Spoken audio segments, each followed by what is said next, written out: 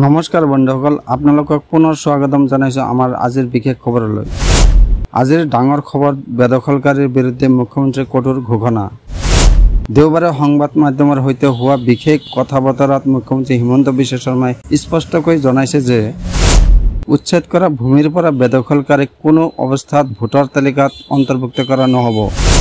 তেওঁৰ ভাষ্য অনুসৰি অবৈধভাৱে বসতি স্থাপনকাৰীৰ মডাছ অপাৰেণ্ডি বা কৌশল হৈছে উজনি আৰু উত্তৰ অসমত সোমাবলৈ চেষ্টা কৰা।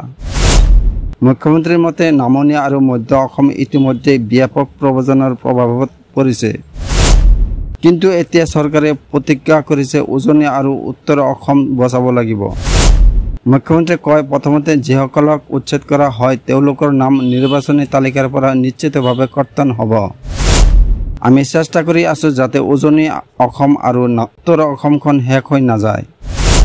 উল্লেখযোগ্য যে বৰ্তমান ৰাজ্যৰ বিভিন্ন জিলাত উচ্ছেদ অভিযান জোৰদাৰকৈ চলিছে।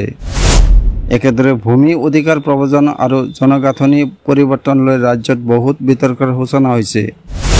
বন্ধুসকল, এই খবৰটো সম্পৰ্কে আপোনালোকৰ মতামত কি? মুখ্যমন্ত্ৰীৰ এই ঘোষণা কি সঁচাকৈয়ে উজনি অসম আৰু উত্তৰ অসম বচাবলৈ সহায় কৰিব? মন্তব্যত জনাবলৈ অনুৰোধ জনালোঁ।